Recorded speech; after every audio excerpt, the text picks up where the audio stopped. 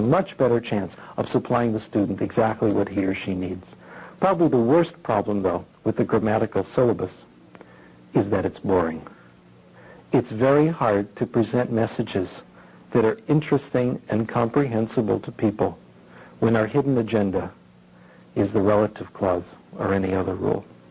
What we're now saying is if we give people messages that are interesting and comprehensible, grammar to a large extent takes care of itself. And as most of us who've taught language know, this is easily difficult enough.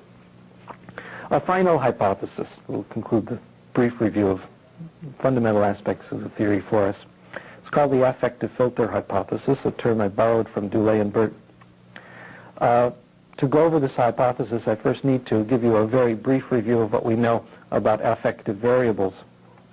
The research has shown us to, I think, no one's great surprise, that motivation counts in language acquisition. This is, of course, a well-researched area, and I'm only going to give you the tip of the iceberg. Students who are more motivated do better in language acquisition, and this is to be expected. Self-esteem also counts. Those who are better in self-esteem, who have better self-image, do better in language acquisition. I've noted that self-esteem is a dominant concept today in popular psychology, and it's no surprise to see it here as well in language acquisition. There's also a relationship between anxiety and language acquisition. Very simply, the lower the anxiety, the better the language acquisition. It's a negative correlation. My suspicion is for language acquisition to really proceed optimally, anxiety should be 0. Now, this has happened to some of us. If you've been in a situation where you're so involved in speaking another language, a language you may not control very well, that you temporarily forget that you're dealing with another language, when anxiety is temporarily 0, when you're totally focused on the message, that's when you're acquiring. Now, just a footnote before I go on. A misunderstood point about anxiety, I think. I don't think it necessarily applies to everything. I think it applies to language acquisition, but perhaps it has its limits. As a parent, as a university teacher, I'm not particularly progressive. I think that children in elementary school should learn their multiplication tables, no nonsense. I think that graduate students in my program at the University of Southern California should suffer, as graduate students should. In other words, I've finally learned what they tried to teach me in educational psychology all those years ago, that the amount of anxiety or drive it takes to accomplish a task depends on the task. Some things require what we call facilitative anxiety. I don't believe in torture, but sometimes a little anxiety is good. Language acquisition, though, is different. For language acquisition, the pressure has to be off entirely. Frank Smith, in his discussion of what he calls sensitivity, says something very similar, and I think says it very well. He says for language acquisition to succeed, the acquirer, he's speaking of children, I think it's true of everyone, has to assume he's going to be successful. The way we integrate this into the theory is this. If the student isn't motivated, if self-esteem is low, if anxiety is high, if the student is on the defensive, to borrow a phrase from Earl Stevick, if he thinks the language class is a place where his weaknesses will be revealed, not a place where he'll get new input, a block goes up. We call this block the affective filter. When the filter is up, the student may understand the input, but the input won't reach those parts of the brain that do language acquisition. The block will keep it out. Somewhere in the brain, according to Chomsky, is a language acquisition device. For acquisition to happen, comprehensible input must enter the language acquisition device. If the student isn't motivated, if anxiety is high, self-esteem is low, a block will keep this data, this comprehensible input out. Acquisition will not occur. This explains how it can be that we can have two students in the same class, both getting the same comprehensible input. In one case, there's acquisition. In another case, there isn't. In one case, the child is open to the input.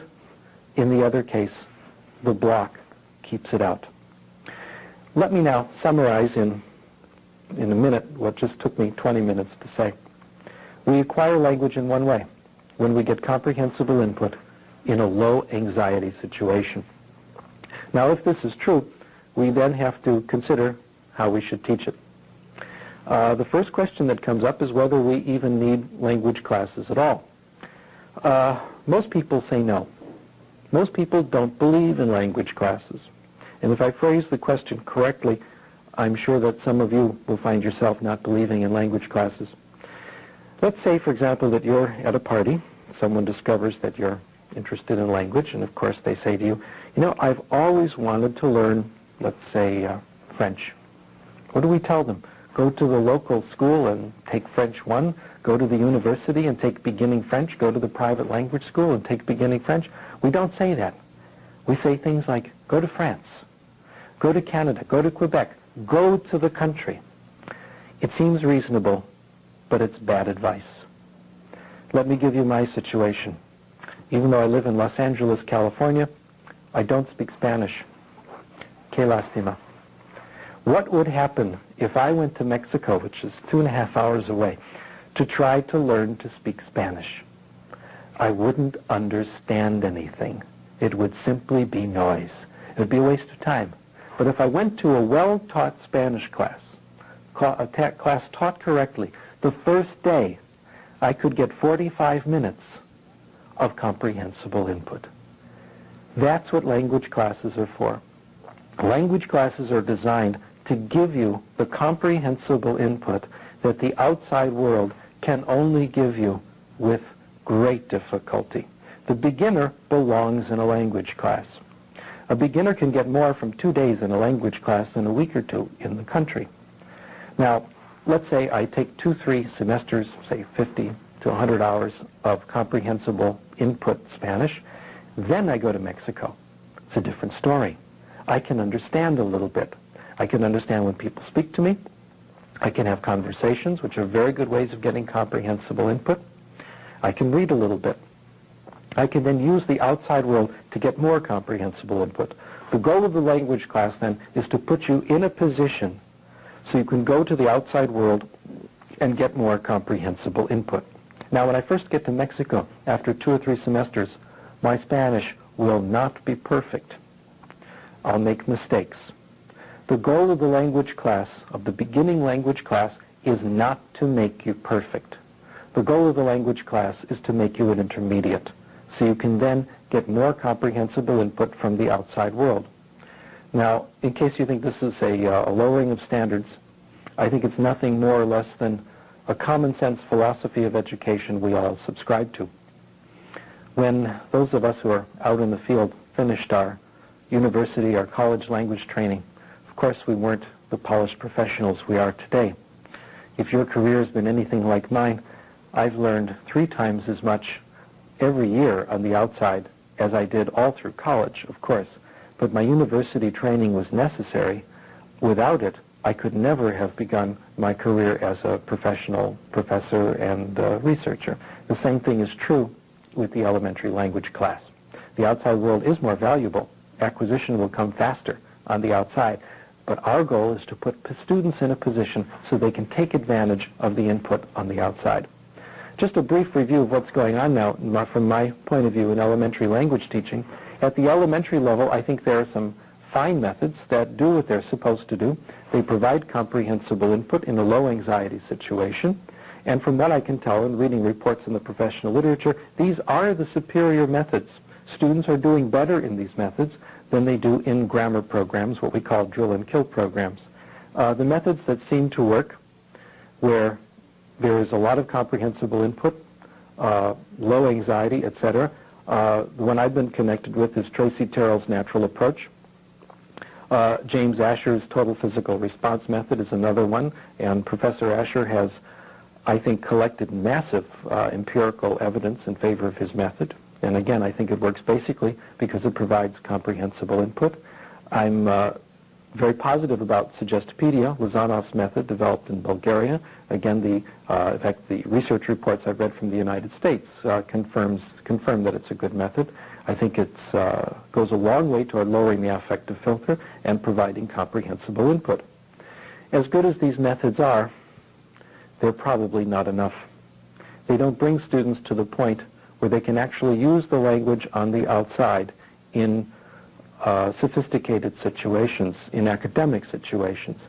As a method of supplementing the language class, we have borrowed an idea from the successful Canadian immersion programs and have been teaching subject matter in a comprehensible way to language students. Just to give you an idea, an experiment we did at the University of Ottawa a couple of years ago. It appears in the Canadian Modern Language Review, published, co-authored with Henry Edwards, Mari Vesha, and Richard Clement.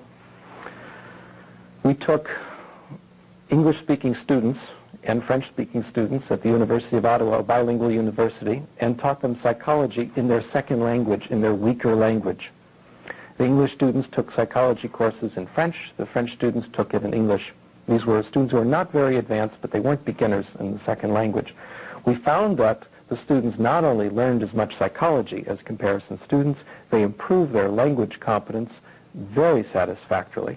And it was just the kind of improvement we hope of academic English, academic French, that will help them survive in a regular class.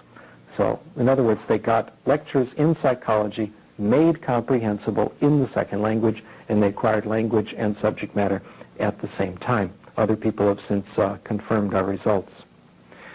Right, this is the basic outline of the theory. There's a great deal more to it, but I think these are the fundamentals. I'd just like to conclude with some comments on what the difficulties are. As I mentioned in the beginning of the talk, there are two major difficulties in acceptance. One is our students, the second is us. Our students expect grammar. Our students expect vocabulary lists. Our students expect exercises. And very often, when we don't provide a great deal of grammar, they think it's a sign of professional incompetence on our part. I can think of a couple of solutions to this. First of all, I'd like to go back on what I've said in a couple of my previous works. I recommended a little tongue-in-cheek that we engage in deception. We teach our students in the target language, but we teach them grammar, teach them vocabulary, give them what they want. And regardless of their personal philosophy of language acquisition, they will acquire because they're getting comprehensible input, because it's being done in the second language. A former colleague of mine, Steve Sternfeld, who's now at the University of Utah, forced me to change my position. He argued that this is not the way to go. He said that what does it matter if a student has gained a certain amount of proficiency in a second language if he doesn't know how he got it? Our goal, Sternfeld argued in his dissertation, is not only to teach language, but to teach students how to acquire language so that they can become autonomous and improve on their own. So Sternfeld has convinced me that our goal is not simply language acquisition, but to inform our students about the process of language acquisition so they can become autonomous. The second problem is us. For language professionals, acquisition and learning are very, very different. For people like us, acquisition seems slow. Learning seems very quick. For people like us who are familiar with grammar, we can pick up a grammar book of a language we don't know very well and get a good feeling for the grammar of a language in several hours. It seems to come quickly. Of course, I've argued this information is not available to us in actually using the language. Second, acquisition seems subtle. Learning seems very concrete. You can touch it. You can taste it. For people like us, learning is pleasant. We like it. I'll never forget when I learned consciously, which wasn't very long ago, the subjunctive in French. Every time I say the subjunctive correctly, I rekindle the victory of having first consciously learned it. Il faut que j'aille. Of course, it's not there when I need it. What we have to remember, I think, is that normal people get their pleasures elsewhere. Right? I'm